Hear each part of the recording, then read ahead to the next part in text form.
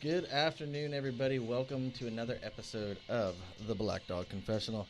Today I am here with Redbird, and we have a special guest. Yeah, this is weird. I'm sitting in a different spot. Yeah, but there's a reason for this reason. Yeah. So I'll introduce her. I'm going to try. I'm really geeking out and nerding over here. Anybody who knows me knows that I absolutely love professional wrestling. My kids love professional wrestling. I've grown up on it my entire life. So to have this man, Bill DeMott, sitting next to me, I got goosebumps. I was scared to get out of my truck when I first pulled in today. So I'm sure everybody thinks all I want to do is ask 8 million questions about wrestling. We'll get to that, but we're bringing Bill on because Bill has a very important message and something else that he'd like to talk about, and I think it's important for everybody to listen to. So, Bill, I'll turn it over to you, brother, and have at it. Oh, thanks, man. Thanks for having me. Absolutely. Thank you for this time. Hopefully we get to talk about wrestling. That's my passion. That's what I do. But what we've been doing the past 3 years in my family, my house, and we started the Carrie Ann DeMott Foundation. My middle daughter, Carrie, was tragically killed on October 10th of 2015 by a multiple DUI offender right here in Brevard County. 20 years old. She was a junior at UCF. On her way home, and she was hit head on. And I tell people as we travel around the country and I speak to students and law enforcement and organizations, and unfortunately you have two options as a father. You sit in a corner and you try to keep the rest of your family going, or you get up every day, look for a reason to make sure that another family doesn't go through it. And until we find that, that's my inspiration for every day, is when I've gotten to meet some special people around the country who have gone through this, and as we went through the process, law enforcement and that have reached out to become our mentors, and because they you guys need a voice. People don't get it. You're there every day and you see it and you go home with it and you take it home with you. And I started to understand that very quickly, is that if you go out the next day and try to do it again, then someone else has to do it too. And my daughter was that person.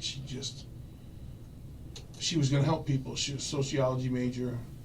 She served at our church in a children's ministry. My older daughter, Casey, who's now 25. Carrie would have been 20 last week. And then I have a son who's 10. I retired in 2004. The Giants won the Super Bowl in 2008. We celebrated too much. My son was born. I went back to work. So there's a little age difference there in the kids. But as a foundation, we've found that we need to speak to people, and we don't necessarily. I don't ever talk about drunk driving. I talk about decisions. I talk about the decisions we make and how they affect others, and we go as far as talking about the suicide epidemic with teens and in colleges, and cyberbullying and texting and social media and all this thing. And that allows me to introduce my daughter and tell her story. And then when people get to meet Carrie Ann, it solidifies what we were doing in front of 1,500 students, 2,000 students, 200 students. So that's what we do now. That's my job. I went from, I tell people all the time, I went, from wearing tights and long hair and crazy hair and entertaining hundreds of thousands of people to now hopefully educating, inspiring others. So we realize, us as adults too, we make decisions, and we got to understand that somewhere down the line, someone else is affected. Absolutely, yeah. We talk about cause and effect all the time. Last episode we had Chris on, and one of the comments he talked about was he had arrested a female teacher for driving under the influence, and how she's yelling at him and saying, you did this to me, what, you're going to ruin my life. And quite honestly, no, she's the cause, we're the effect, because we have to protect everybody else. And in your situation, I mean, the fact that you're able to carry on her voice and do all the things that she will want to do, you know, keeps that person alive, keeps that spirit alive, and being able to transition from the awesome years you had entertaining thousands to say, hey, that was all training for this. Yeah, that's what it was. I tell people a lot when you speak. I wasn't groomed for this. You know, I was groomed for. You know, I got paid to beat people up, and you know, it was legal, and and you get to share that. So that's kind of how I open every presentation. Is there's a little minute of me doing the moonsault. I think it's poor Funaki is the victim of it, and the kids and parents go, "Oh, this is going to be the coolest talk we've ever had." But then I hit them right with the real, you know, about life and things like that. So, and that's what, you know, with us doing the show, our goal is to bring the real. I mean, I can tell you, when I started in law enforcement, I was not known as the DUI guy my first 2 years. I wasn't. I was the drug guy. I've always kind of been the drug guy.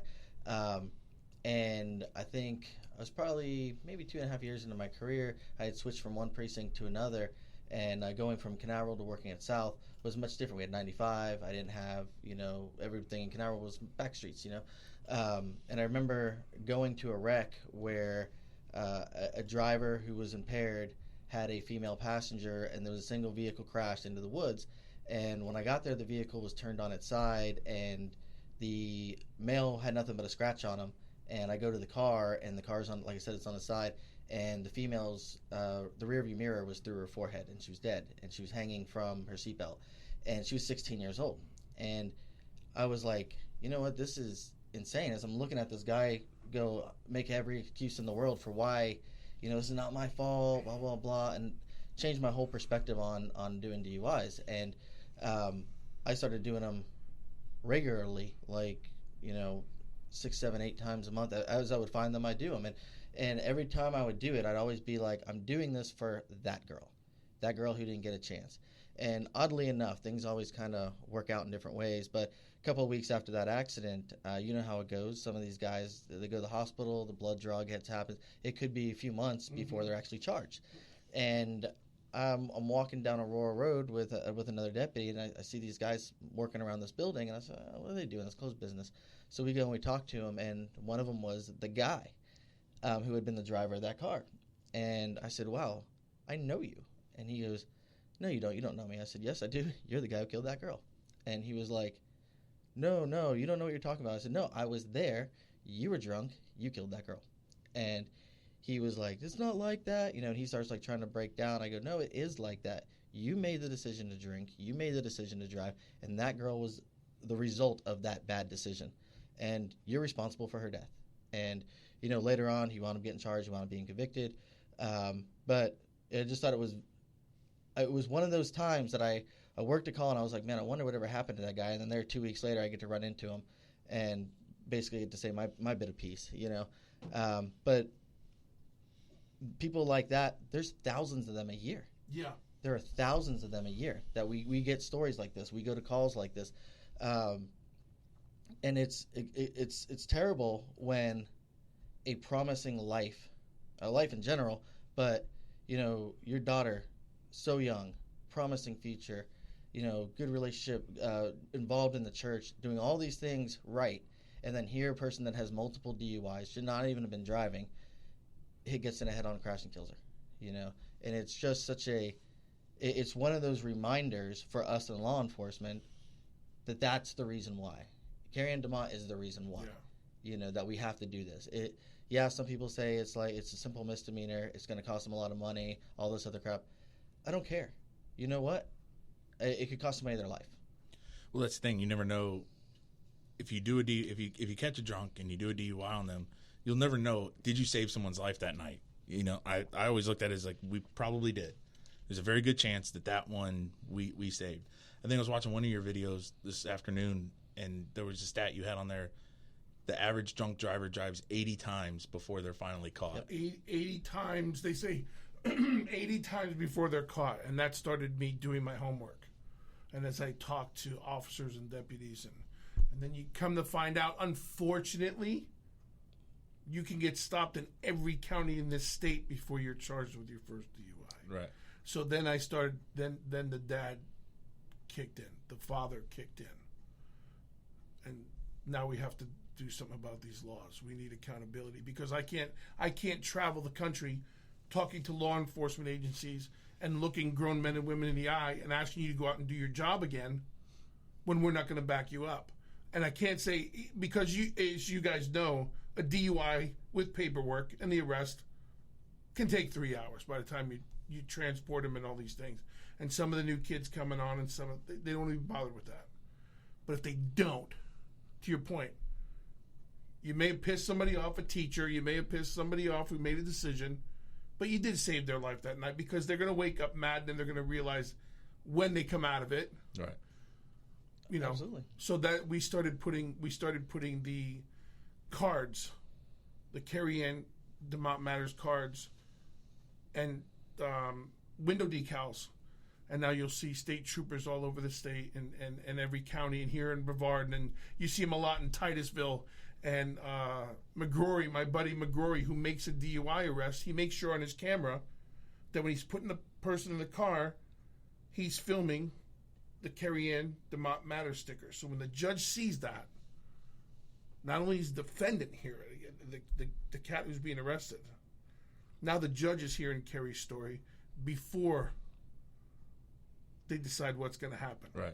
Absolutely. So it's you, law enforcement needs help. Everybody thinks, oh, you're the end all do all, and to me, you are. I have family in law enforcement, but that I feel like that's my justification for challenging you again to go out and do it. Right. Because we're going to be right there next to you, trying to make sure that because there's things you can't do. So I always say I'm running alongside the car because there's things I can do, and I always go wink, wink, nudge, nudge. There's things I can do that you can't do. You know, because I'd like to bop somebody in the face when they say something. What was obviously you have this horrible traumatic issue happen with your family.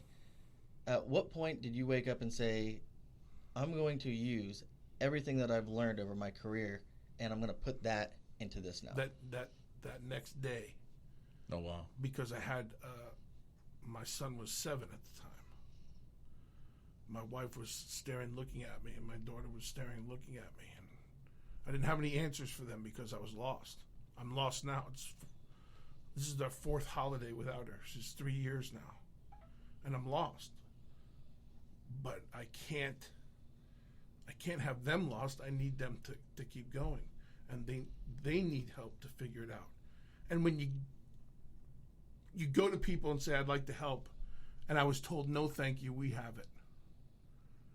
Well, now you've just, excuse my language, you just pissed in my Cheerios. This is my daughter we're talking about.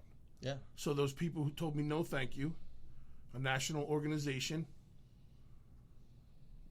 then with a little nudging from my wife, we took it upon ourselves and we founded the Carrie Ann DeMont Foundation. And no one will ever hear no from us. We just started victim services this year. Now, with the victim services aspect, obviously, you're what people don't see. You know, they see the story in the paper where somebody gets killed in a car crash, but they don't see the after effect. They don't see when a trooper or a police officer has to come tell you that this has occurred, and then what the damage is and how you come back from it. When we come back from our break, I want to talk on that. I want to know how. What motivates you? I should say, I know what motivates you, but what keeps that fire burning? Cool. So we'll go to break right now, and Jesse will play us out.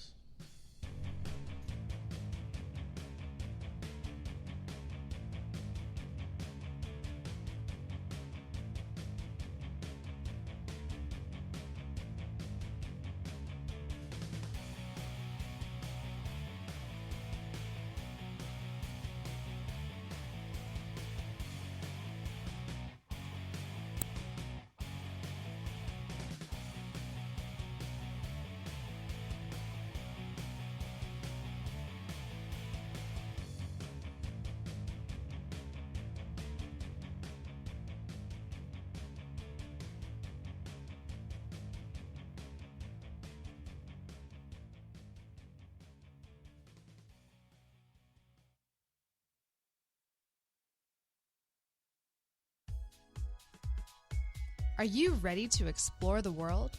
Travel to exotic locations and live your best life with Anytime Travel Solutions. Anytime Travel Solutions are your worldwide, unbiased concierge with access to real inventory of hotels, cruises, railroads, tours, and all of the best excursions. Anytime Travel Solutions realizes how fun it is to plan your own vacations, so we have the option to search vacations and book safely on our website, or you can visit us in our conveniently located offices in downtown Melbourne, Florida. Did you know travel is proven to benefit your health, both physically and mentally? We have 3 decades serving travelers and making dreams come true. So ask yourself, if not now, when? Call Ceci today to begin your adventure. Dial 321-779-4285 or visit anytimebookings.com. That's anytimebookings.com.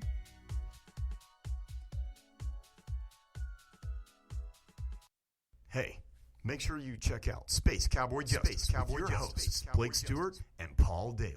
We're going to be talking about interesting legal issues in the entertainment industry and everything geek. If you're into Star Wars, Star Trek, Lord of the Rings, comic books, we're talking about it. Coming at you from the Space Coast Podcast Studios. You're listening to the Space Coast Podcast Network. If you'd like to be featured as a guest or sponsor or even host your own show, please email us at spacecoastpodcast@hotmail.com. That is spacecoastpodcast@hotmail.com. Space Coast Podcast. Talk hard.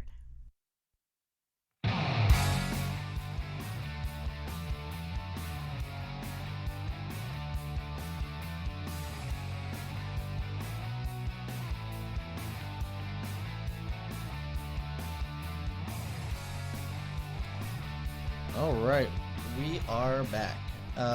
I think you jumped the gun. You need to wait till Jesse points. Jesse's finger was up. It was not pointing. Yeah, up is weight, clearly. Point goes. Okay, I got the hand signals down now. I use a wrestling. You were in Gorilla. You weren't told to go yet. Oh. Kind of right? It's 3, 2, 1, then go. There you go. See? It's not 3, 2, and go on 1. Gotcha. 3, 2. All right, so getting back to what we were on, obviously we know your motivation. You're a parent. They lost their child. But how do you keep that fire burning? Because I know a lot of times we see a lot of people that come out and their fire burns for a certain time, but then it slowly starts to dim. The wood starts to go away. Life transitions. Maybe people aren't paying attention as much anymore. How do you keep that fire going? I have no end game. I go to sleep knowing who my daughter is, what she was going to do, what she wanted to do, and I say it all the time. That's I'm her father. That's my job. I was raising her and coaching her in life to do more. Someone took that away. They thought. So what would I do? Well, a lot of people think that by the time the legal process is over and everything, and you find a way to move on, and it gets easier. And it's probably the 2 worst things you could ever say to. How do you ever move on? You don't move on, and you don't, because she'd be, like I said, she'd been 24 2 weeks ago. Was her 24th birthday. I knew what she was going to do by the time she was 24. So whether it's, and we didn't start out doing this foundation for anybody but Carrie Ann, because she was going to help someone do something, and that's what we have to do. And it's turning into this movement. We call it a grassroots movement. But then I meet a dad who came to me and thanked me for speaking at an event. He lost his daughter 8 years ago and hasn't left the house, and that was the first event he was at. And he said, "You're the first person I've talked to about this in 8 years." And it scared the hell out of me. To think that I would be home every day and not introduce my daughter to someone new, you know what I mean? So yeah. I don't have any other motivation than that's my job as her father. That doesn't end. Yeah. I would expect in the perfect world the way things should be, when I turn 115 and my kids say goodbye to me, they would carry on what I hopefully left for them to do. So why would that change? No, it's No, I'm super impressed. I mean, yeah. because it's got, like Steve said, it's got to get tough at some point. Do you start to teeter out? You said you had a national organization tell you, we're good. You get those frustrations, but rather than quitting, you just keep pounding away at it. And now I know you had a banquet last night. Yeah. We had our third annual dinner banquet, and I feel like we've been doing it for like 20 years now because it's a lot of work. My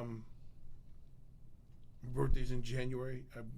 There had to be something done in January. My wife looks at me and goes, "Easy. We'll figure it out." Okay, let's figure it out now. So we had our third. That's how it started. Right. And it started at UCF in a little Live Oak Center.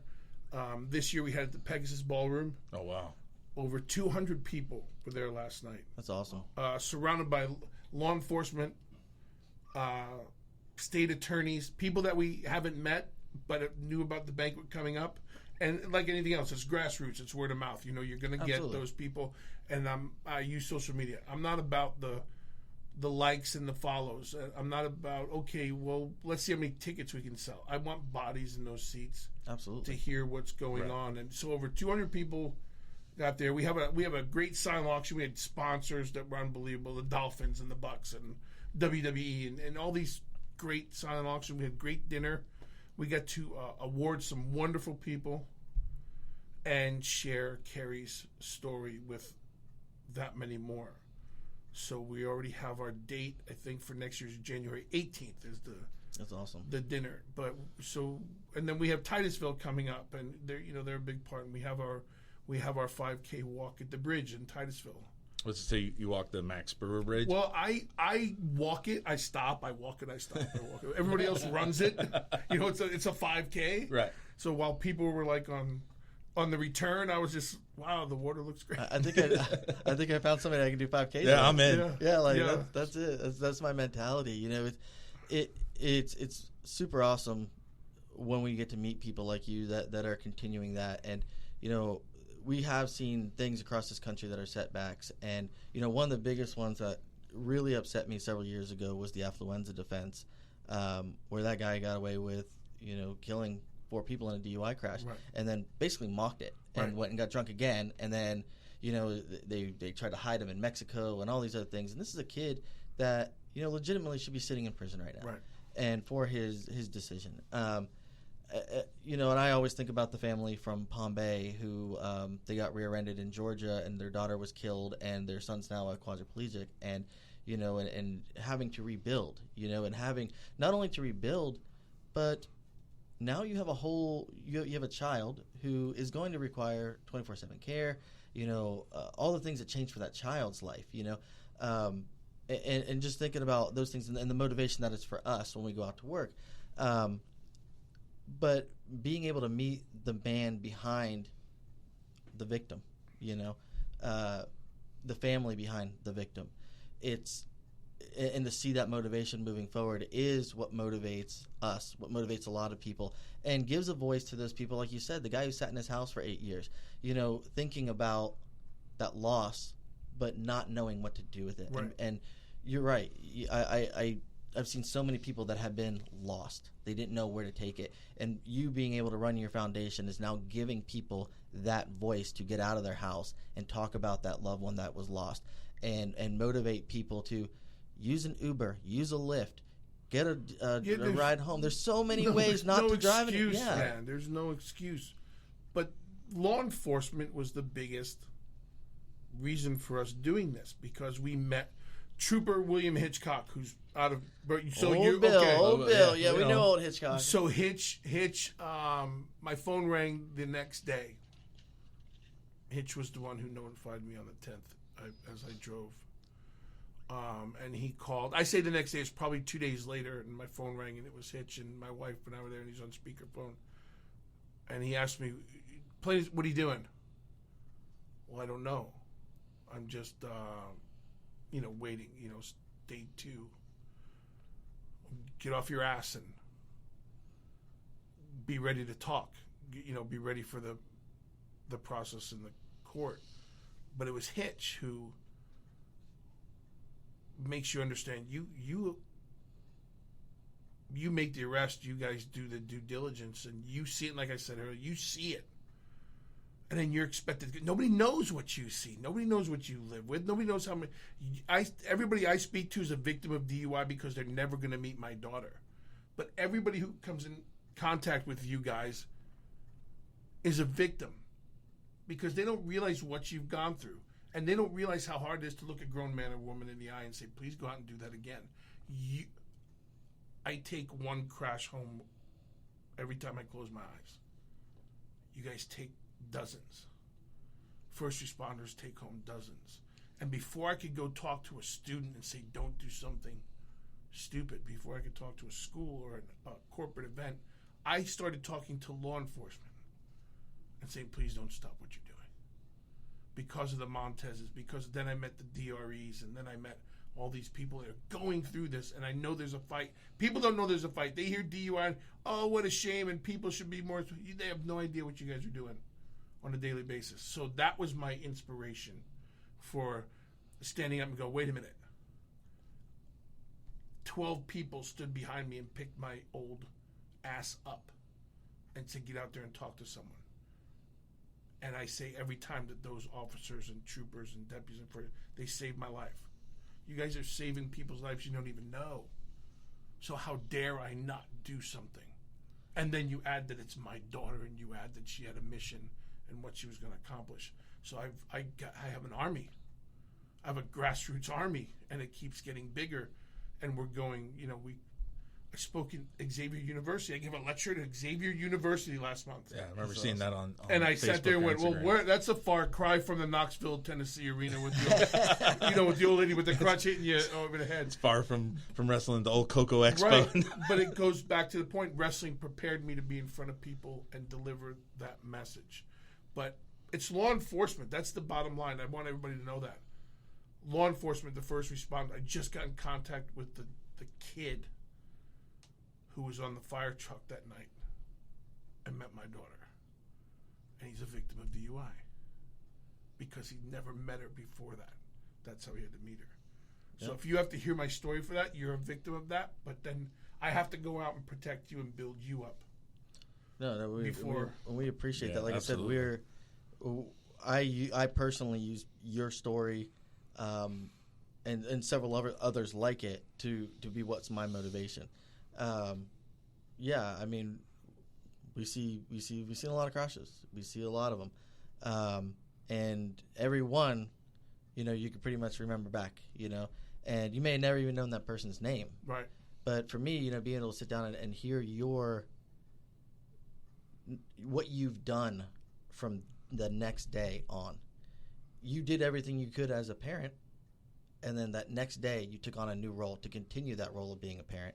And I think that's something that gets overlooked a lot of times, because once that paper is thrown into the recycling bin, people have a tendency not to hear that story anymore. And one of the good things about using social media is that video gets replayed. That story gets retold. Yeah. It gets shared. It gets pushed. And like we said earlier, with all the avenues you can travel through now, Lyft, Uber, call a ride, cabs, all this stuff. You can call AAA and they will tow your car home. Right. You just tell them it's broke, and they send out the tow truck. They tow it home. You ride up in the cab, tell the tow truck driver about your story, and go home and go to sleep. I mean, there's so many ways to not do that anymore. And I don't know too many. I don't know any law enforcement officer that if you just call and say, hey, look, I'm drunk at bar X, and I don't want to drive. Can you give me a ride home? Give you a ride home. I mean, there's so many ways. Don't ask you when they're driving and then they want the ride. Right. Do it before. Call. I mean, it's 100% preventable, right?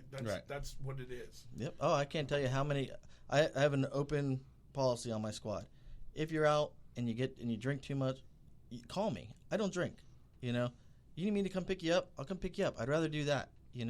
But nowadays, like I said, with Uber and Lyft, these guys, that's gone away because they just go, doop, hit their little app, and a minute later, there's somebody in the front, you're right in front of wherever they're at.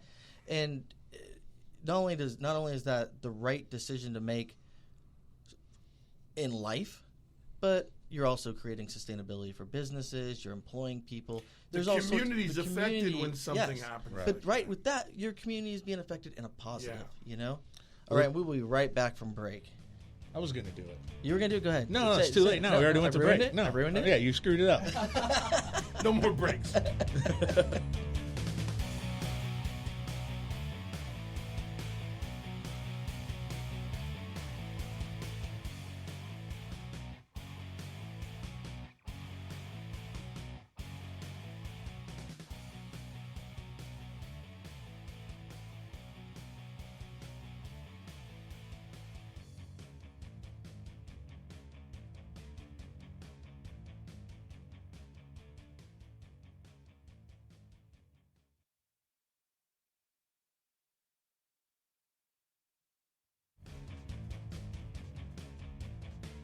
In the studio, breaking news. This guy literally just broke down the door. He's got incredible news.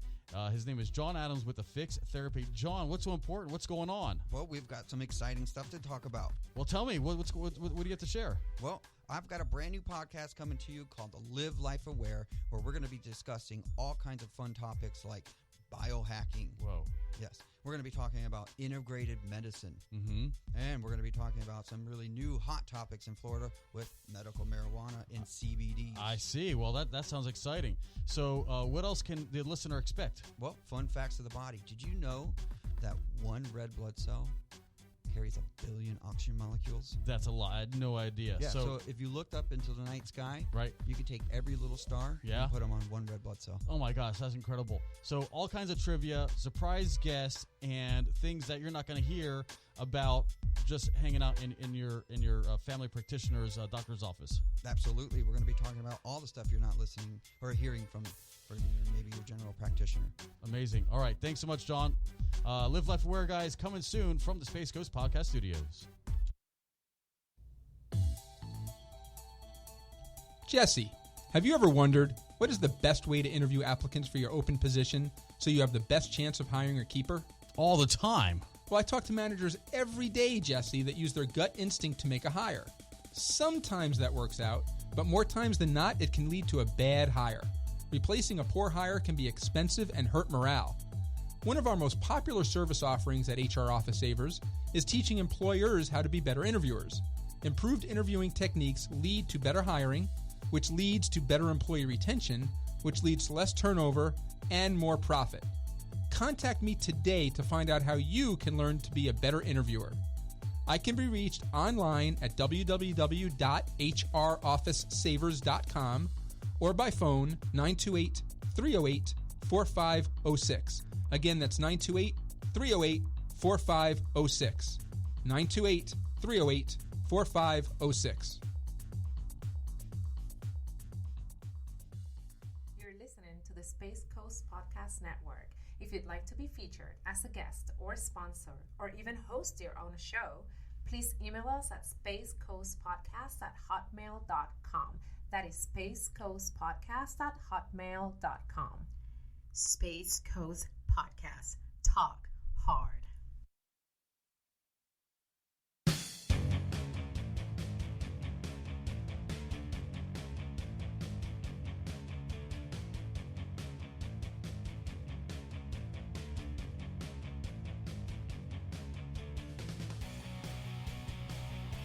All right, did you see how I did that?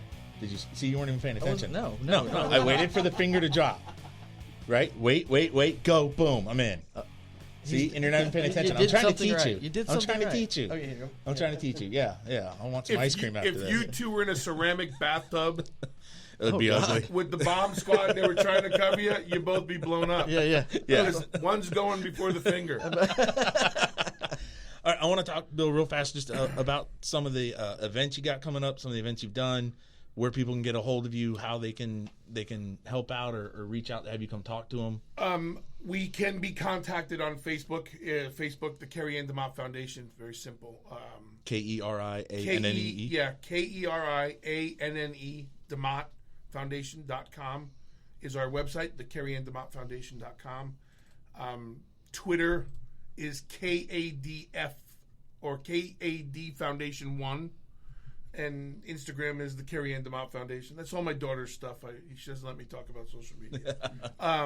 But people can contact us for school events, corporate events, things like that. And in the interim, we work on legislation and so we're doing something so there's just not events, but we try to do events to raise awareness. And we'll be in Titusville May 4th, the day before Cinco de Mayo this year, and we thought there'd be no better time for our walk. Absolutely. So this will be the second annual walk. Last year there were over 200 runners for that, and this year we're going to make it bigger. Chief Lau and Matt and everybody, Amy Matthews over there in Titusville who does that, and so we partner with the... You could probably add in 2 more walkers. Yeah, listen, if you walk my way, we go the whole 5K. It's a little bit of a circle 5K. But I don't mind walking it. No, but that's a lot of Ks to run. Actually, can I ask you one question? Yeah. You brought up legislation. Yes. What kind of legislation are you guys working on? I was blessed to stand on the Senate floor 2 years ago and introduce some change. And what we're asking for the foundation is accountability, not just from the offender, but from our lawmakers, from our judges, because as you know, you've done it, and judges have some leeway in why the wet reckless, and why they get the plea down, and why the diversion, and so we've put together a pretty good amendment, we feel, this year after working with law enforcement and doing our homework for what died on the Senate floor. So I meet with senators and representatives from all over the state, not just in my district. I go to the heads of those committees where it failed, and so I have meetings coming up. So when we're not speaking to students, when we're not traveling around the country, we're working on legislation. We're working on what can we do to help tighten things up. And it's just as simple as educating people on 0.08 doesn't justify you drinking till you're 0.08. You're impaired the minute you drink. You're impaired the minute you. Well, I think that's another You're problem. popping pills. Your cough medicine makes you impaired. So, and then we talk about impaired and distracted driving as well. So we're trying to tighten it all up. And I was going to ask about the distracted driving because I know Emily Schlossberg. Yes. Obviously, her twin sister was killed by distracted driving, and she's a rep out of South Florida. Yes, Boca Raton. Yes. Yeah. I know she had recently presented a bill that kind of died before because there was a lot of political stuff going on at the time, and that kind of got overlooked. But it was more focused on distracted driving aspects. So that's why I was wondering if you guys had been working with her. Yeah, I had a chance to speak at her yearly. She has a function every year, so I got to go down and meet the family and speak with them. And everything slowed down last year for us, for the foundation that are working on those things. Parkland was at the time. Right. So and I think that's where her bill went away. So everything's kind of stuttered, and Parkland took over, rightfully so.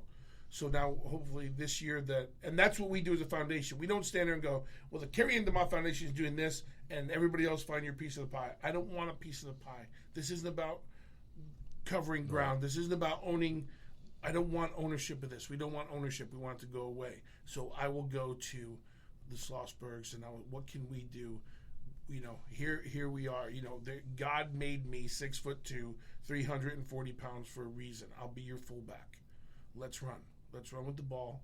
Let's run to Tallahassee. Let's stand there. Let's introduce these people.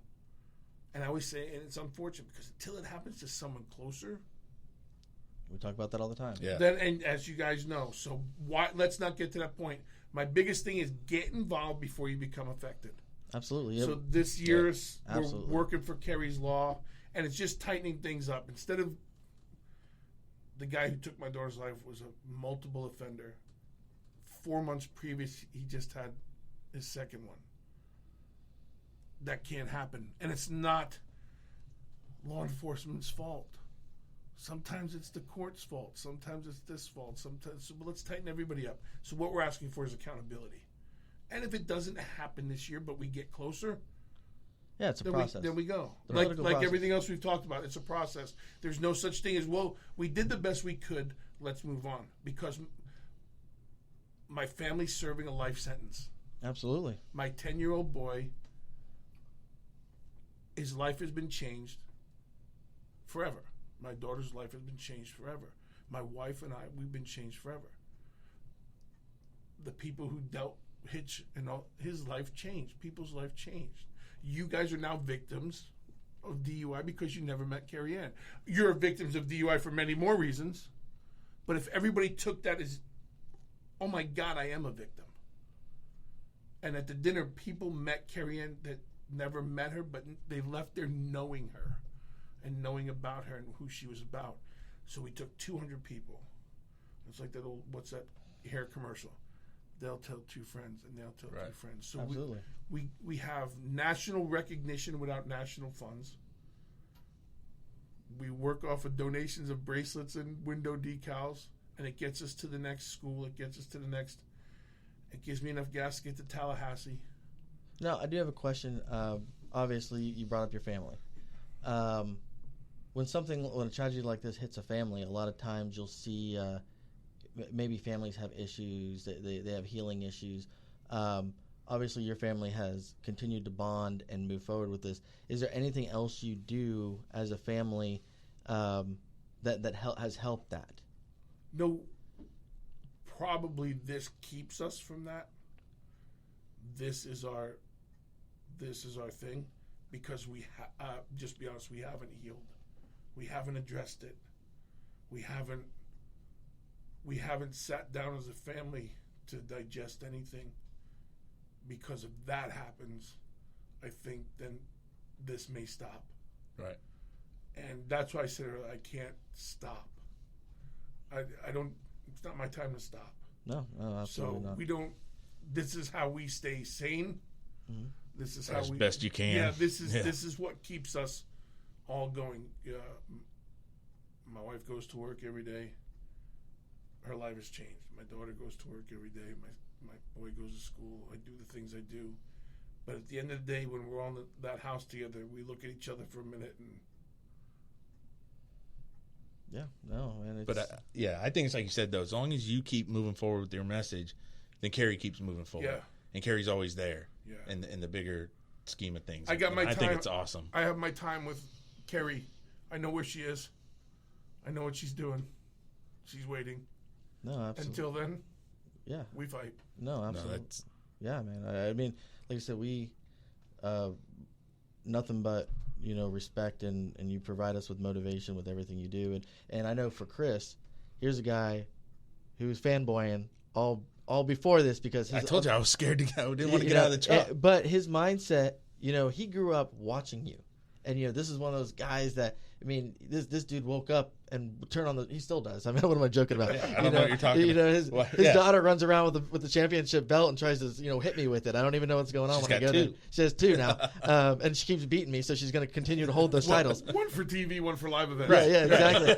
And but this is the reality of life. And not only does Chris get to see one of the guys that he followed his whole life and get to hear those stories and have the conversations we've had on the breaks and before the show, but now you're continuing an adult motivation for us. Yeah. Like I told you before, growing up for me, I was a little kid, and I remember seeing Hacksaw Jim Duggan run out waving that American flag. Right. And I don't know what triggered in a little kid, but I always thought that was awesome. Yeah. Like I didn't care if you won, if you lost, what it was. I wanted him to run out there, and I wanted him to yell ho and hang up and hold up that 2x4 and swing that American flag, give you a thumbs up, and with that tongue. Yeah, and I know, yeah, and I know what it was, but to me, that was like patriotism, and that was a guy who was inspiring kids to be American and love that. And and anytime you saw the Mountie and all those other people, I'd be like, you better crush him, you better wave that flag. I didn't know anything about Canada or anything else, but I just was like, no, you wave that American flag and you do what you got to do, But it's been really cool to see what you've done, and like I said, I've known Matt for a while, and I actually remember when the actual accident happened, and reading about it. I remember Matt posting on Facebook and being like, wow, that was really close, that. And like you said earlier, a lot of times people until it affects them or somewhere close to them, they don't react, and we see that a lot with cancer walks and stuff. So Jesse just put his finger up. So I'm going to do this one. All right, we're going to go to break. I think we're done with the heavy stuff for a little bit. When we get back, I want to talk some pro wrestling. Done.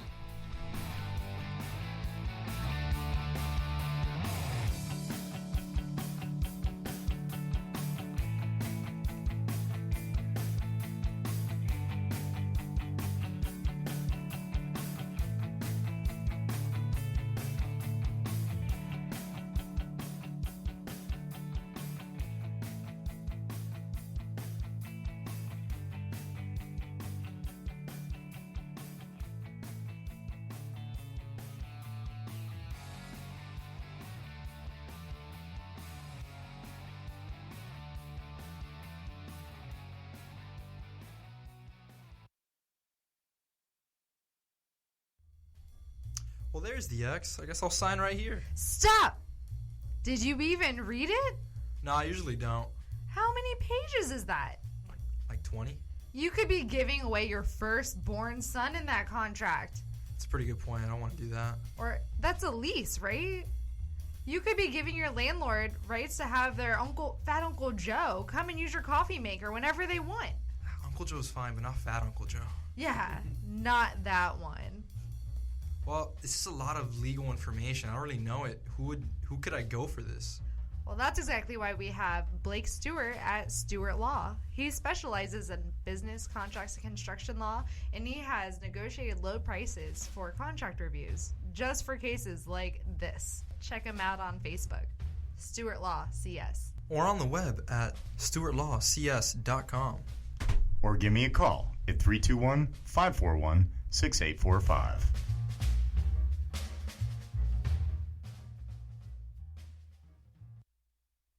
A lot of people want to know what the paper clinic is. And honestly, the paper clinic is a lot of things. It's a collaborative space where you can come and bounce ideas off other professionals. You can get advice from professionals in the field. You can get legal advice, insurance advice, and you can be the expert. You can advise people as to things that you know about. But the paper clinic's a lot more than that. When the paper clinic works together, it becomes a one-stop shop for anybody who wants to start a business. You can walk right in one door of the paper clinic, and you can get your business formed, you can get your business insured, you can get a tax plan, you can get marketing, and you can walk right out the other side of the paper clinic with a turnkey business. The Paper Clinic. Big firm resources for the small business. Check us out on the web, thepaperclinic.com, or on Facebook at The Paper Clinic. You're listening to the Space Coast Podcast Network. If you'd like to be featured as a guest or sponsor or even host your own show, please email us at spacecoastpodcast@hotmail.com. That is spacecoastpodcast@hotmail.com. Space Coast Podcast. Talk hard.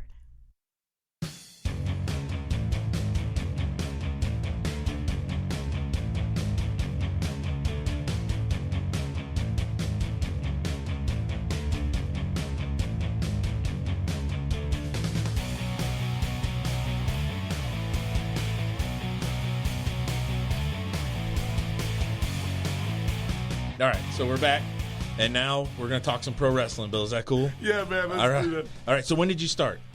1988. All right. A lot of people don't know what 88 is. That was actually 1900s was a thing. We were around. Yeah, I was 1988, Yeah. Brooklyn, Gleason's Gym. Oh, wow. Yeah. Just That's walked in one awesome. day and said, I want to do this? Or Quick. Yeah. How it started. I left college.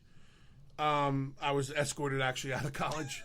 My dad could not have a 300-pound couch potato. What is it? Who escorted you? I Well, what it were the was- size of these human beings? It was numerous people. I was a little smaller then, and I was only 17, so the administrative.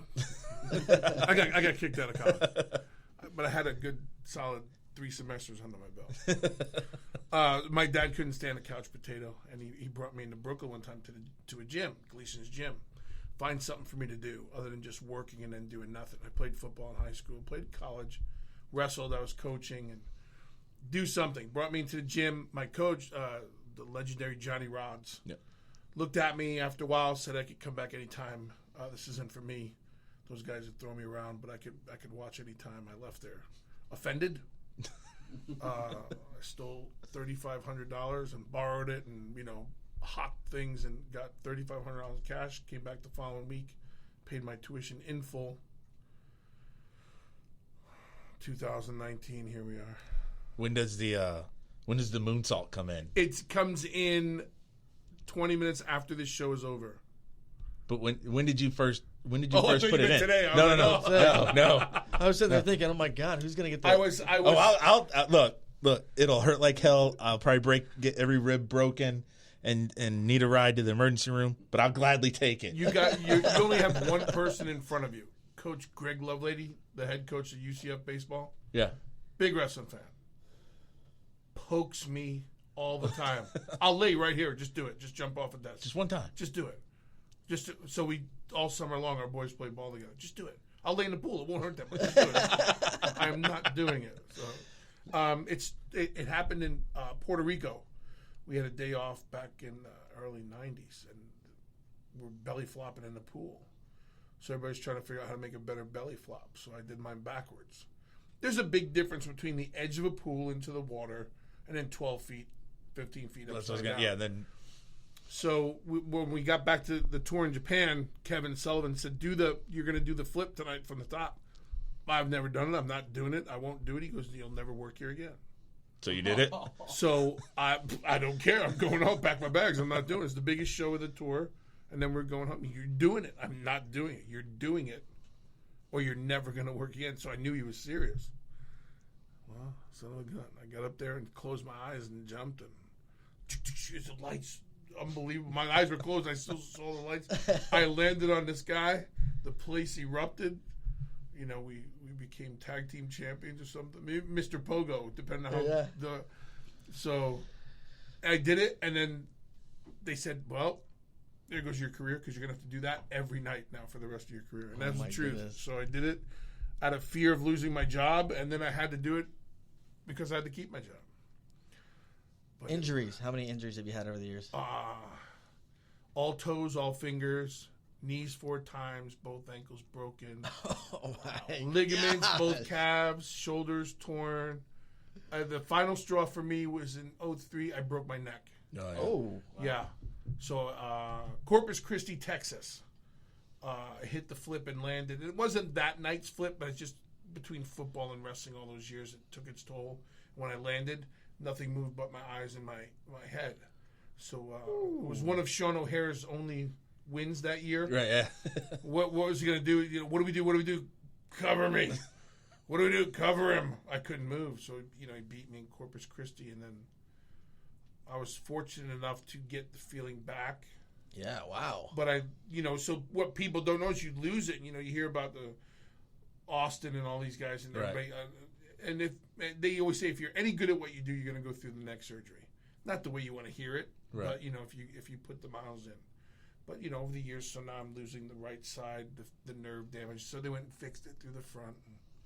But then you get back in the ring again because it's what you know. So you got to get back out. I was fortunate enough to have a career after it, and announcing and then training and then taking over the whole system and developing the new system. So it worked out from a dare.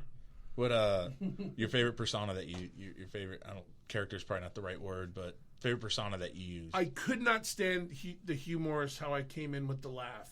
You didn't like being the laughing man? Well, because they asked me to do an interview, and I forgot what he wanted me to say. So I was talking about Randy Savage, and I went, because I was scared to death. I was nervous. And they said, wow, can you do that again? I'm like, do what? It's like the whole thing. I'm like, oh, God.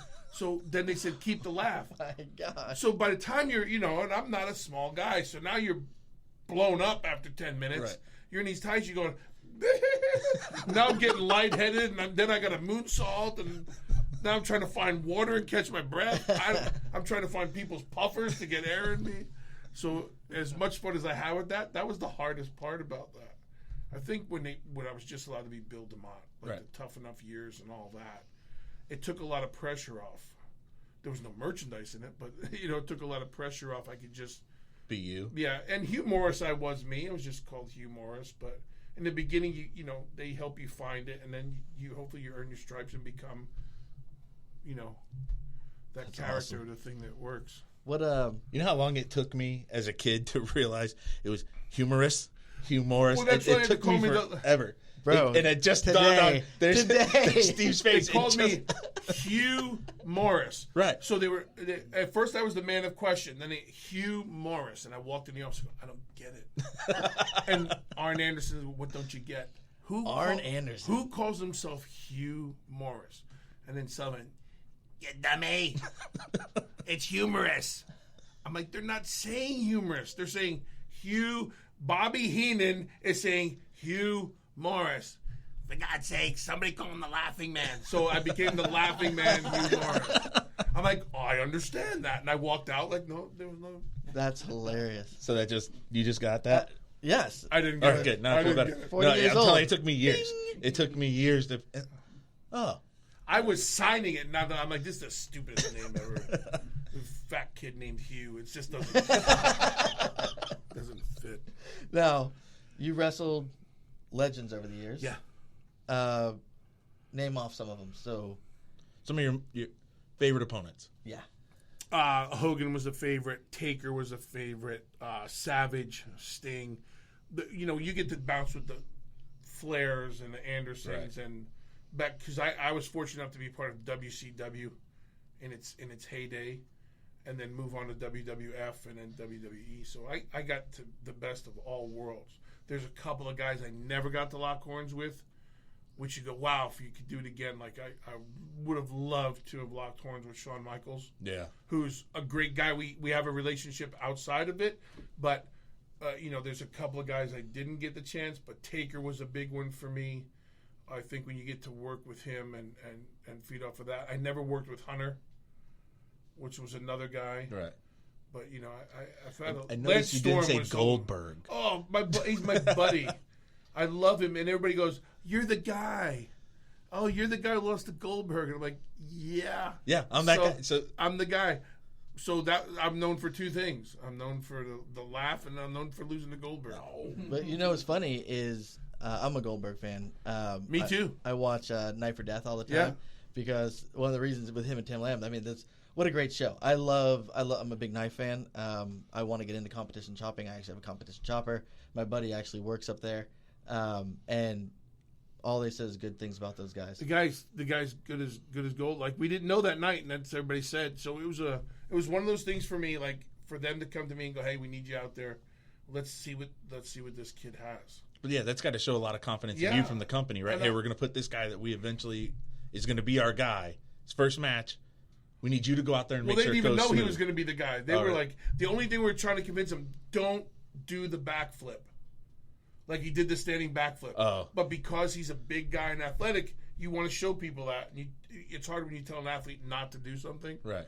But he did it, and they weren't even going to call him Goldberg. But Tony Schiavone, or was it Gene or Tony or someone goes, "Goldberg, what do you got to say?" So, well, crap, now we got to call him Goldberg. I guess we're stuck. Because I think they were looking for a tag for him. Yeah. But Bill's a great guy. So when people come up and go, "Hey, you're the first guy for Goldberg," I'm like, hell yeah. Yeah, you don't I was remember the first guy. 90th? You don't remember the 100th? The 16th guy, the 19th guy, the 20, in his streak, him and Right. I got to tie it up a lot. And then I get to see Bill now through the years, and we go to appearances and stuff, and everybody goes, wrestling fans are like, "Okay, be in the same room." And you see Bill slowly walk over, and I get up and I look at Bill, and then there's these two buffoons hugging in the middle of the floor. I love Goldberg. Everything he got, he earned and deserved, and I got to be I feel like if you're part of wrestling history, Absolutely. good on you. So I was part of wrestling history with Goldberg. Then it was the Invasion, Right. and so it's all good. You get I'll explain to you later what the invasion is. I Well, know you're... like you said, it was funny. Just the whole Goldberg thing.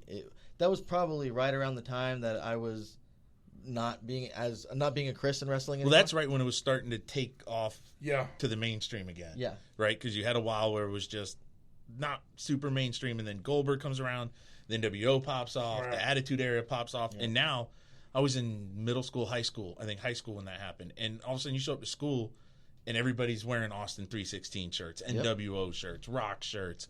They're everywhere, That's and when that era came out, and we were kind of, the gloves were off, and everybody could kind of be who they were, and it wasn't so PC back then, and it was fun. But you know, 300 days a year you're on the road, and That's good. Yeah. That's got to get taxing. ooh, buddy, I'll tell you what, it hurts more now not traveling because. Now, I do have a question on the whole traveling thing. Obviously, you've worked with a lot of people over the years. There's been quite a few wrestlers now that have passed. Yeah. Some of it had to do with PTSD, depression, stuff from Yeah. injuries. Obviously, you've had quite a few injuries. Overcoming those and keeping going, and how does that all feel? I think it's rotten. I think shame on me. I missed.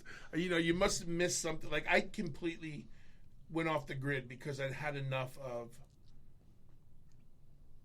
chicken and water, and you know, you're drinking 5 gallons of water a day, and you're eating your chicken, and you're in the gym every day. So when I had a chance to I also get have away, gone off the grid when recently. I got a chance to get away from it, I got away from it. But what you don't realize, and then still go to the gym, and you know, I'm still pretty strong for 53. I still move okay, but I have my moments of it. All those Everything injuries catches are up. settling in, and then you're reminded you're 53 because of what you did for 28 years, and you know, so it's a Right. different 53. So you try, and your flexibility. I always say the less I travel, the more I hurt. So when I get an opportunity to go on the road for a couple days, even speaking, I find a gym. Right. I'm eating the thing, and it's just natural to You do fall that. almost right You back go into it. right That back regiment, into it. So yeah. it's interesting. I think my wife would like me back on the road a little more. I think our wives would like us to let's go say- with you, so Well, they could be well, you out. know what it is, because you're gone all that time, and then life. That's how everybody adjusts to it. Right. And then, All of a sudden you're home. hey, Dad's home again today. Yeah, well, me and my wife, we always joke because we're obviously Dad's both still law enforcement. here. Yeah, that's Yeah. it. That's it. And I've pretty much been on midnights most of the time. And when my wife was on midnight, she was on the opposite schedule. So we've always kind of had an opposite thing. At one point, we were on the same schedule, and we were like, "Wait, you don't go to work today?" Yeah. What are you gonna do? Yeah. What do you want to do? I asked what you were gonna do. Yeah. I love you. I just don't love you so much. Right. My wife would always be like, I have to binge watch something on Netflix. It's my binge watching time. You're normally not here. You're normally not here, Right. so you go find something to do while I finish watching The Vampire Diaries. You know? Yeah, I'm the guy as she was doing something, I'd be like standing right next to her, like watching, like, and she'd be like, "Really?" I don't know what else to do Yeah, right I'm now. like, what's it, Ricky Bobby with the hands? I don't know what to do with my hands right now. Worst finisher to take. Ooh. I don't know. I only fear one move in wrestling. Pile driver. No, the backdrop. Oh yeah. I only fear the backdrop 'Cause you because just- it can go wrong so many times. So I don't do it. I don't take it. I try not to give it. But the worst finish. A lot of people said Savage's elbow was the worst finish, but I had more padding than most, so it never really bothered me. I'm trying to think the worst finish. Man, I can't think of. Because I got to think the jackhammer didn't feel too good coming down. I from mean, up there's there. a lot of them that are like, "Hey, okay, Again? maybe we'll do that tomorrow." But there wasn't one like you went, absolutely not. No. Like I was a big fan. I didn't mind. I was a big fan of you had to touch me with everything. So super kick. You had to kick me. Like my hands aren't going up. None of that. You got to bring everything you're doing. The discus punch was a little much. Everybody left with a black eye and a discus punch. Your Right. nose was moved over a little bit, but I didn't fear any of them. I'm sure there's a few. I know I can probably name a couple hundred guys who didn't like mine, Yeah. but I didn't fear too many of them. Yeah, no. When you raise those fingers, that's got to be like, oh. Oh man! And then you realize when you point up and you climb, you got to go. Yeah. And every time I went, crap. I'm like, why did I do that? I couldn't imagine laying there on the mat being like, he's about to jump off the top and land on me. This should be fun. Well, you know? we went one time in Japan. I was with Muda, who was Okay. the inspiration for the moonsault. But Muda's a normal sized person, so I got to work with the great Muda for 3 weeks in Japan. We went back and forth. So Muda I'd be further out, and he'd come and hit me with the moonsault. But then the next night, I'd have to one up him, so I made sure he was further out. So now we're trying to see who can go further and still land safe. And we're going further and further. And the one night I was about halfway in the ring, in the middle of the ring, and the referee was yelling, "No, no, no, no, no!" And Muda's, "Shut up!"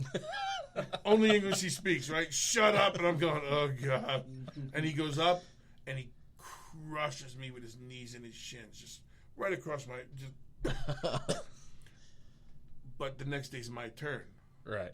so I went beyond half. And the no, no, no, no, no, and from the bottom, say nothing. You hear Muda laid on the ground going, "No, no, no, no, no, no." But I hit it. Boom. So after he comes up, he goes, "Are we done?" I'm like, "Please, let's be done." Yeah. But to me, that like as a wrestling fan, to go back and forth with Muda, Yeah. was huge. That's for awesome. me. Yeah.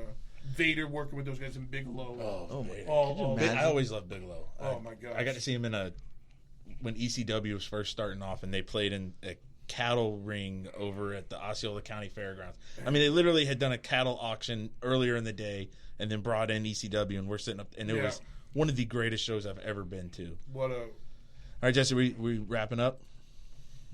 Hey, look, Jesse did that. Hey, It's kind of. He threw a one, But it was this. It was this one. Right. It was kind of like, hey, you know. All right, well, let's let Bill one more time, just let everybody know how they can get a hold of you.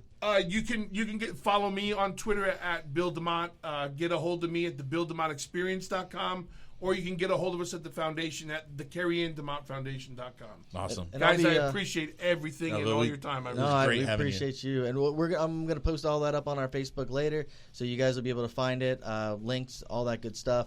Jesse, thank you once again. Thank Bill you, Jesse. DeMont, Bill, thanks, brother. thank you for allowing you, Chris guys. to be a fanboy No idea. today. Thank you so much. All right, y'all be safe out there. All right, take your hand off me. No. Why no. is it still there? Because it feels good.